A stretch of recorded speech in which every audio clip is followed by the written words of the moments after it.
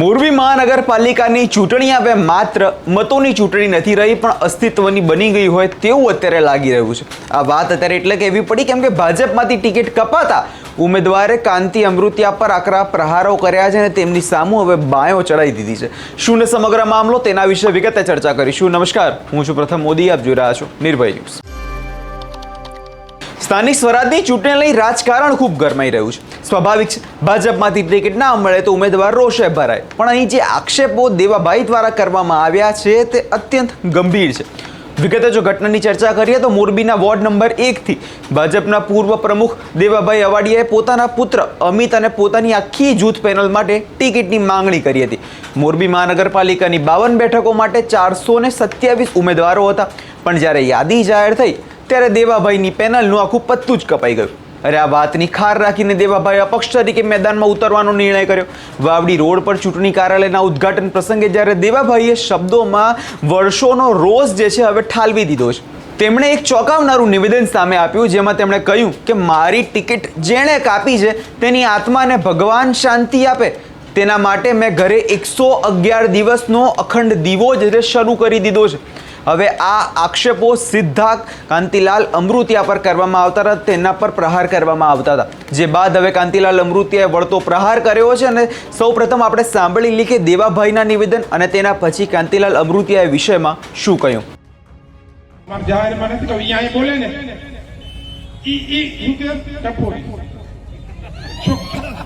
છોકરાને તમે કહેજો, મારા છોકરાને હમણાં આપશે, એ ભાષણ આપશે, તમે કહેજો કે આ તો એકદમ વેપારી છે, ક્રિમિનલ નથી, એ વેપારી છે, વેપારી નો કહેવાય। આવું સારા કામ અમારે કરવા છે, કરી અને કરવાનું।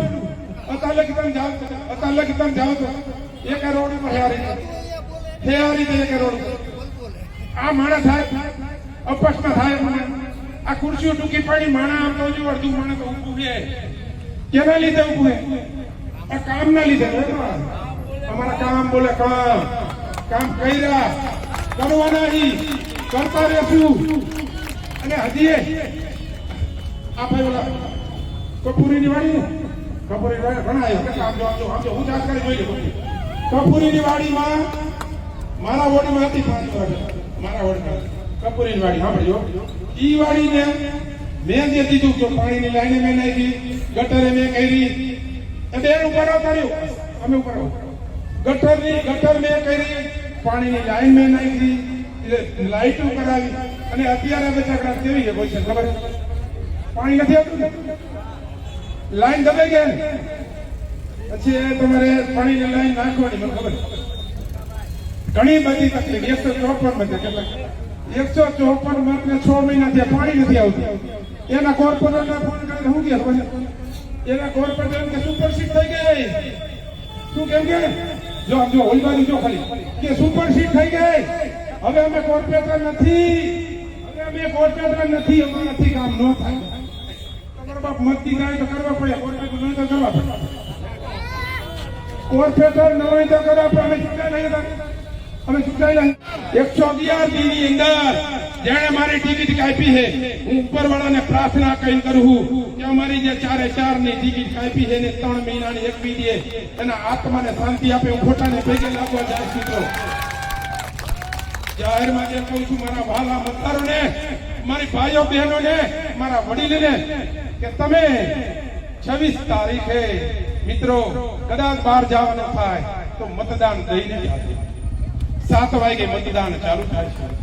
તમે આખા દિવસનો કદાચ વહેલું જવાનું હોય તો 1 કલાક એવાને કેટલાય ટિકિટો નથી મળી, ઘણા બધાને। અને હમણાં તો એક જણા એવું કીધું કે દીવો અખંડ રાખ્યો, જેને મારી ટિકિટ કાપી હોય એને ભગવાન એનું ધન પરત કાઢે। લે દીવો પણ એ કાકા ઘી આરામના પૈસાનું હોય, ઘરના પૈસા નથી। તમે દીવો રાખવા કરતા તમે બંદૂક લઈને અમે આવો ને, તમારી તાકાત હોય તો। આ વેપારીનું કામ હે, સાંભળ્યું ને સોશિયલ મીડિયામાં, દીવો કર્યો ટિકિટ કાપી, પણ ટિકિટ તો કાપે ને ગામને કંદરો શું કરે ને ટિકિટ દેવાની હોય કે ખોટી વાત છે? અને ગામને સારામાં સારા 19 જ્ઞાતિને ટિકિટ આપી। હું કોઈ જ્ઞાતિવાદનો નથી માણસ, પણ હું વ્યક્તિ જે દાદાગીરી કરે એના હારે તો બાંધછોડ કરીશ જ નહીં, જિંદગીમાં નહીં કરું. કાંતિલાલ અમૃતિયાએ દેવાભાઈના નિવેદનની ઝાટકી કાઢી અને તેમણે કહ્યું કે આ દીવામાં જે ઘી વાપરો છો તે તો હરામના પૈસાનું છે, તમારા ઘરને આ પરસેવાનું નથી. એટલું જ નહીં, જો હિંમત હોય તો આવા દીવા કરવાના નાટક છોડી લો અને બંદૂક લઈને સામે આવી જાઓ. આ વેપારીઓનું ગામ છે, અહીંયા આવીને ડરાવવાથી વાતો ના ચાલે.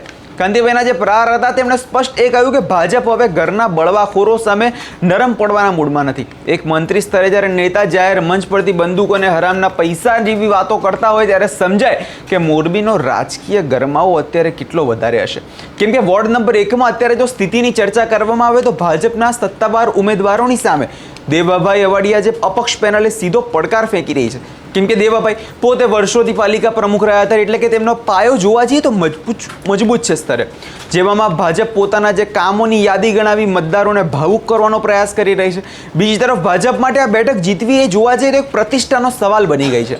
જે 427 ઉમેદવારોની જે લાઈન વચ્ચે માત્ર 52ને જ ટિકિટ મળી શકે છે, જેના કારણે મોરબીમાં ઠેર ઠેર અસંતોષની વાતો અત્યારે ચાલી રહી છે.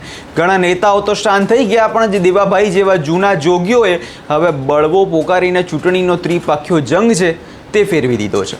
મંત્રી કાંતિભાઈ અમૃતિયાએ આક્રમક અંદાજમાં ભાજપના કેડર કેટલો મજબૂત કરશે અને દેવાભાઈની અપક્ષ પેનલ ભાજપના મતોમાં કેટલું ગાબડું પાડી શકે છે એ તો આવનારો સમય જ બતાવશે. પણ એક વાત તો નક્કી છે કે મોરબીની જનતા તો અત્યારે આ નિવેદનોનો આનંદ લઈ રહી છે. આ વિષયને લઈને તમારો શું અભિપ્રાય છે અમને કમેન્ટ કરી ચોક્કસથી જણાવજો. અમારી ચેનલ નિર્ભય ન્યૂઝને લાઇક, શેર અને સબસ્ક્રાઇબ કરવાનું ભૂલશો નહીં.